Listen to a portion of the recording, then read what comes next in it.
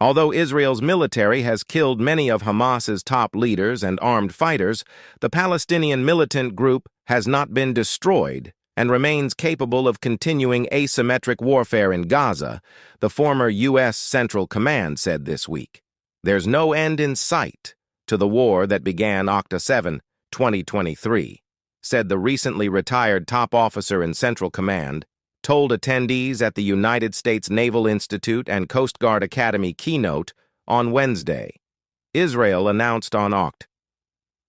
24 the death of Yahya Sinwar, a chief architect of the attack that sparked the war in Gaza. This comes on the heels of Israeli strikes in Lebanon that killed many high-ranking Hezbollah leaders in recent weeks, including Hassan Nasrallah, its leader. At the Academy and in an earlier Naval Institute podcast, McKenzie called Iran uniquely dangerous for its fixation on preserving its Islamic revolution at all costs and destruction of Israel. To achieve those goals, he noted Tehran's backing of Hamas in Gaza, Hezbollah in Lebanon, and the Houthis in Yemen. Looking at the Houthis' success in closing the Bab el-Mandeb Strait to almost all commercial shipping, he said, "We can't tolerate that." The attacks have effectively closed the Suez Canal to tankers and merchantmen transiting between the Indo-Pacific and Mediterranean. McKenzie, the author The Melting Point about his years leading CENTCOM, added, "We have destroyers out there playing catch with Houthi-launched missiles and aerial and now seaborne drones. The Houthis haven't beaten the U.S. Navy and elements of the joint force," he said this week. But the lack of political will allows the Houthi to continue attacks in the Strait and the Red Sea.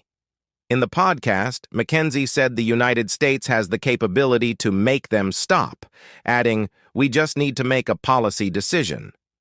In the podcast, he said in discussing Iran, but would also apply to his proxies, "You have to demonstrate will and be willing to use our capabilities to deter aggression." McKenzie said, "I believe the risk of escalation is minor if the United States acted.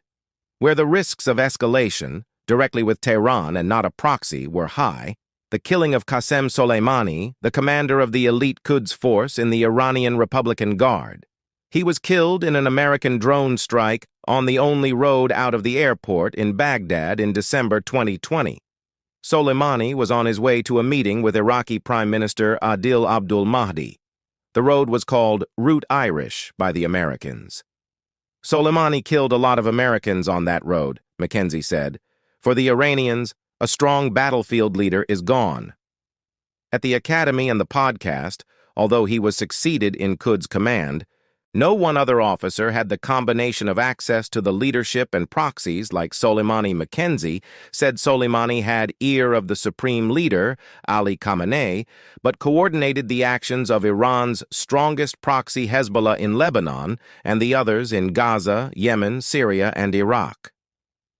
"I felt the risks of inaction were greater than the action," he said, in making the case to President Donald Trump.